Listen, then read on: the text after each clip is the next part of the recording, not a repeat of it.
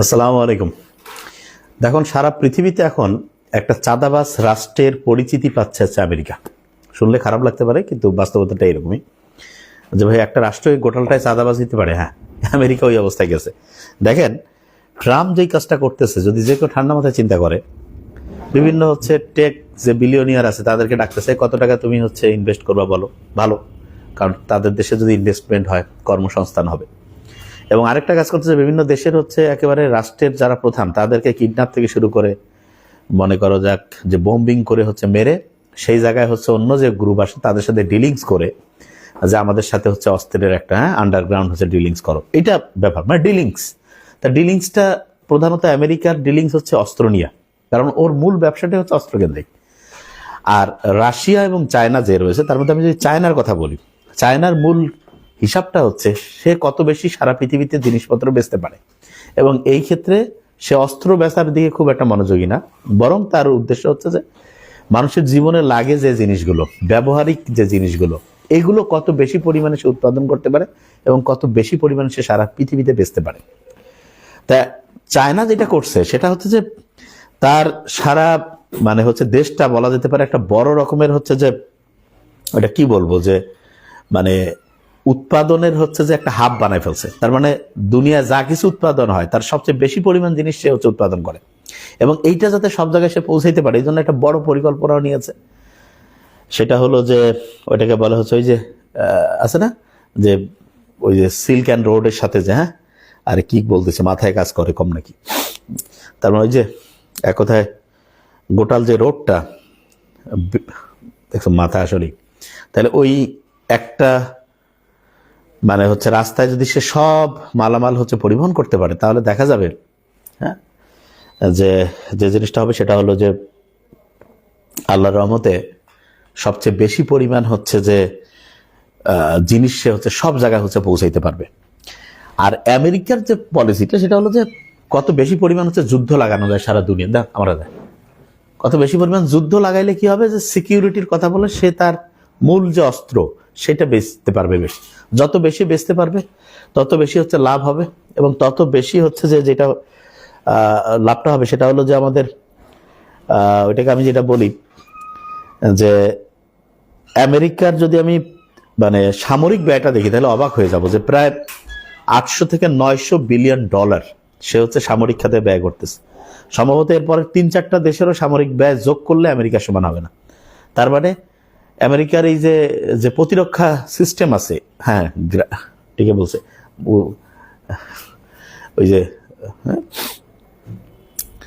হ্যাঁ যেটা বলতেছিলাম সেটা হলো যে ওটাকে বলে যে আমেরিকার যেটা যে ওই প্রতিরক্ষা যে ডিপার্টমেন্টটা ছিল সেটার নামও কিন্তু ওরা চেঞ্জ করে ফেলছে, যুদ্ধ ডিপার্টমেন্ট। চিন্তা করেন, তার মানে ওদের নামের মধ্যে ওরা সারা দুনিয়া যুদ্ধ লাগাইতে চায়। যত বেশি যুদ্ধ হবে তত বেশি যে অস্ত্র বিক্রি হবে, অস্ত্র যত বেশি বিক্রি হবে তত আমেরিকার যে ইকোনমির অবস্থাটা ভালো হবে। আর চায়নার হিসাবটা ঠিক এর উল্টা, ও দুনিয়ায় মোটামুটি স্থিতিশীল অবস্থা থাক, যুদ্ধ টুদ্ধ কম হোক, এবং ওইটাকে যেটা বলে যে যে সারা পৃথিবীতে যত বেশি পরিমাণ সে জিনিস বেচতে পারবে তত যে তার ইকোনমি আস্তে আস্তে উন্নতির দিকে যাবে। তার মানে এখানে দুইটা জিনিসের কম্পিটিশন আছে। একটা সিকিউরিটির উপর ভিত্তি করে জিনিস বেচা, যেটা ঠিক বলছে, পানি খাওয়ার মাথা আসলে কমই কাজ করছে, আবার একটু পানি খেতে হবে যা দেখতেছি। Very nice. এটা আমার স্টুডেন্ট নাকি রেগুলার, সে অথবা জানার কথা। আসলেই জ্বর তো, পানি না খেলে আসলে কাজ হবে না। হ্যাঁ, যে জায়গায় আমি ছিলাম সেটা হলো যে তাহলে চায়না এবং আমেরিকার পলিসিটা কিন্তু দুইটা ভিন্ন পলিসি।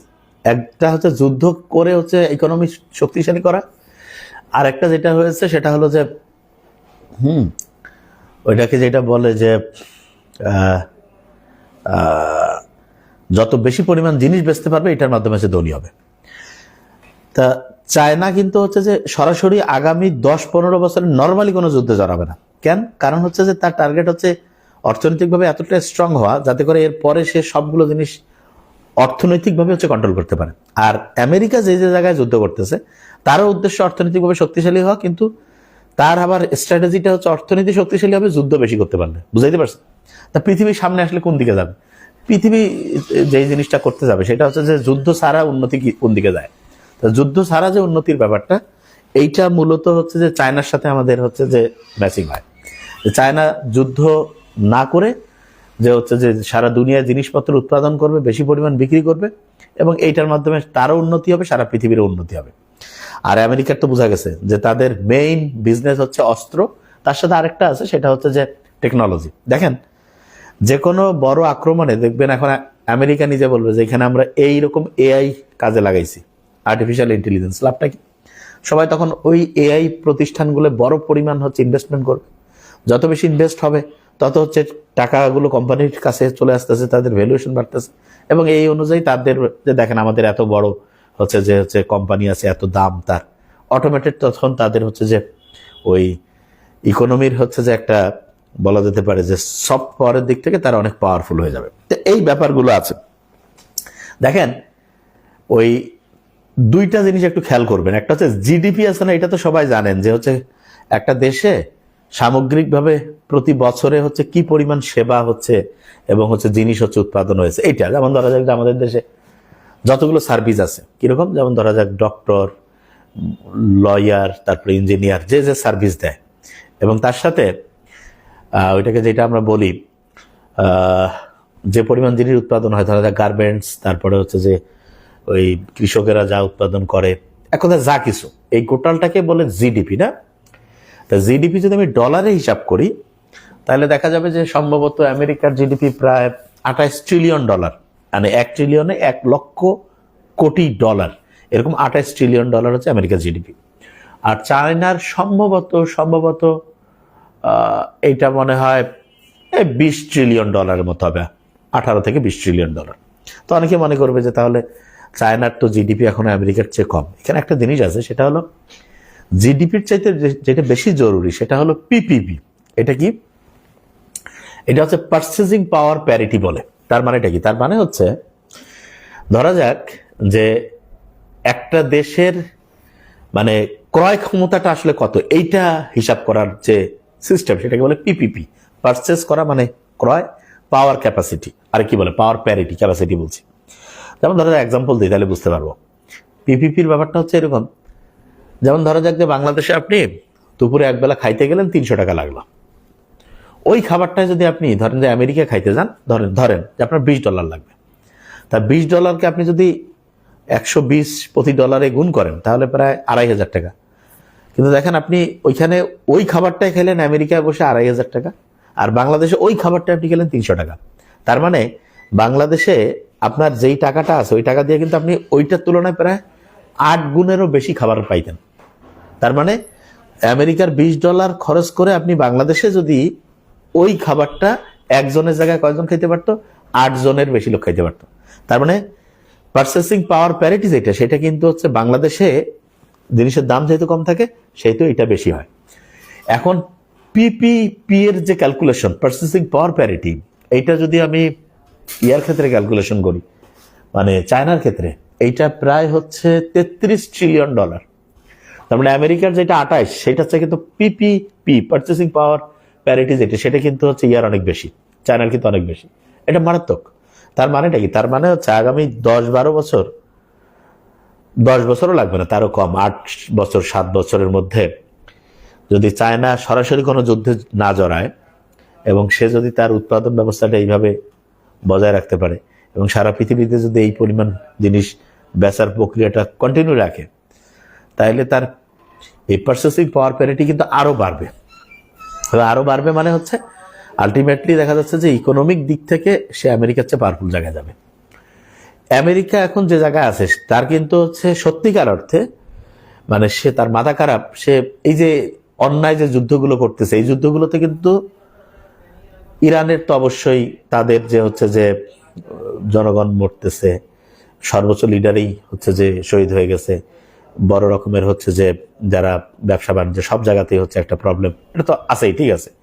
কিন্তু আমেরিকা দেখেন নৈতিক দিক থেকে একদম মানে জিরোর কাছাকাছি। তার মানে হচ্ছে সবাই বুঝতে পারতেছে যে আমেরিকা হচ্ছে যে একটা দেশকে হচ্ছে আলোচনার টেবিলে রেখেই কথা বলতে বলতে দেখা যাচ্ছে বোম মেরে তাদের সর্বোচ্চ লিডারকে মেরে ফেলতে পারে। তো এই জিনিসটা, তার যে বিশ্বস্ততা, এইটা কিন্তু ধ্বংস করে ফেলছে। এবং খেয়াল রাখবেন যে আন্তর্জাতিকভাবে বলি আর জাতীয়ভাবে বলি, বিশ্বাস হচ্ছে সবচেয়ে বড় অ্যাসেট। এইটা যদি কেউ নষ্ট করে ফেলে বিশ্বাস, তখন কিন্তু আসলে তার কিন্তু হচ্ছে যে একদম নাম্বার ওয়ানে থাকা এটা প্রায় অসম্ভব। যেমন দেখেন মুসলমানরা যে সারা পৃথিবীতে অনেক দিন শ্রেষ্ঠত্ব অর্জন করছিল, এটা কিন্তু তাদের সততার কারণে। অবশ্যই টেকনোলজি এগুলো তো থাকতেই হবে, কিন্তু তার সাথে আপনার সততাটা খুব ইম্পর্টেন্ট। যখন থেকে মুসলমানরা সততার প্রশ্নে 2 নম্বরই করছে, বিভিন্নভাবে হচ্ছে যে মানে হচ্ছে যে ইকুয়ালিটি বলি, তারপরে হচ্ছে যে মানুষের সাথে ইনসাফের যে ব্যাপারটা, এইটা থেকে যখনই হচ্ছে যে আস্তে আস্তে আস্তে আস্তে হচ্ছে যে দূরে সরে গেছে, তখন কিন্তু ধ্বংসের দিকে যায়। তো এটা সিস্টেমটা এরকম, যেই জাতি যতক্ষণ ন্যায়ের পথে থাকবে এবং টেকনোলজি সায়েন্স এগুলোতে উন্নত হবে এবং একই সাথে ন্যায়ের পথে, সেই জাতি তত সামনে উন্নতি করে এবং সেই জাতির হচ্ছে যে মানে সর্বোচ্চ লেভেলে থাকাটা তত বেশি দিন হচ্ছে স্থায়ী হয়। বুঝাইতে পারছি আমি কি বলছি? তাই আমেরিকা এখন যেটা করতেছে দেখেন, নৈতিক দিক থেকে একদম মানে এটা মানুষজন নিজে বুঝতেছে যে কিরে বাবা, তুমি যুদ্ধের মধ্যে আরেকজনকে আক্রমণ করছো। এবং চীন এখানে কিন্তু এখন পর্যন্ত চীন কিন্তু ইচ্ছা করলে আশেপাশের দেশগুলো অ্যাটাক করতে পারে না, কিন্তু নর্মালি সে করবে না। কেন? কারণ চীন মানে ঐতিহ্যগতভাবে তারা হচ্ছে যুদ্ধ তুলনামূলক কম করে, আশেপাশের দেশের সাথে সে অত যুদ্ধ জড়ায় না। তার মূল পলিসিটা হচ্ছে সে বেশি পরিমাণ জিনিস তৈরি করবে, বেশি পরিমাণ জিনিস বেচবে, ব্যবসা বাণিজ্য কেন্দ্রিক। আর আমেরিকা তো বলছি তার হচ্ছে যুদ্ধ কেন্দ্রিক। তো এই দুইটা জায়গা আমাদের ভালো করে হচ্ছে ফোকাস করতে হবে। এবং আমার তো মনে হয় যে সামনের যে সময়টা আসতেছে, হ্যাঁ, যেটা হয়েছে সেটা হচ্ছে যে বাংলাদেশের জন্য আমি যেটা বলবো, বাংলাদেশ মানে কি, যে কোনো দেশের জন্য এই ফর্মুলা একই, যে ওই দেশের প্রত্যেক নাগরিককে সবচেয়ে সেরা হইতে হবে। তার মানে যে যেই কাজটা করে সে বিষয়ে নাম্বার 1 হইতে হবে।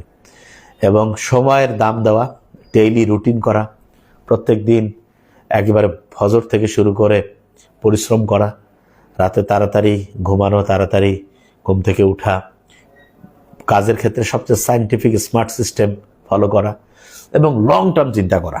হ্যাঁ, এই যে 3 বছর 5 বছরের চিন্তা না, যে আজ থেকে 10 বছর 20 বছর 30 বছর পরে আমরা কিভাবে উন্নতির দিকে যাব, এই জিনিসটা হচ্ছে মাথায় নিতে হবে। আচ্ছা, এখানে একটা কথা বলি, অনেকে এক জায়গায় দেখেন, অনেকের এক জায়গায় একটা আছে যে শিয়া সুন্নি। দেখেন, আমরা এখানে ইরানের পক্ষে বলছি এই কারণ তারা হচ্ছে মজলুম। এই জিনিসটা বুঝতে হবে। আপনি মজলুমের পক্ষে থাকবেন নাকি হচ্ছে অত্যাচারীর পক্ষে থাকবেন, এই ডিসিশনটা নেন। মানে আপনার এখানে ইসলামের সবচেয়ে শ্রেষ্ঠত্ব হচ্ছে এই জায়গায় যে আপনার ধর্মের ভাইও যদি অন্যায় করে সেটার প্রতিবাদ করতে হবে। এইটা ইসলামের সবচেয়ে সৌন্দর্য। এবং আপনি সবসময় হচ্ছে যে অন্যায়ের প্রতিবাদ করবেন এবং যে নির্যাতিত তার পক্ষে থাকবেন। ঠিক আছে? হ্যাঁ, এইটা জিনিস খুব ভালো করে বুঝতে হবে। এবং আমরা হচ্ছে যে এখানে যে আমেরিকার যে বিরোধিতা করছি, এটার কারণ হচ্ছে সেইখানে আক্রমণ করছে, সার্বভৌমত্ব লঙ্ঘন করছে। একটা দেশকে সে হচ্ছে, সাউন্ডের কি সমস্যা নাকি? কয়েকজন কমেন্টস করতেছে। একটা দেশের হচ্ছে যে ওইটাকে যেটা বলে যে জোর করে একটা দেশের ক্ষমতায় কে থাকবে সেটা কন্ট্রোল করতে যাচ্ছে, যেটা সে বিভিন্ন সময় করে। এটা হচ্ছে সবচেয়ে খারাপ একটা জিনিস। এইটার বিরোধিতা আমরা করছি।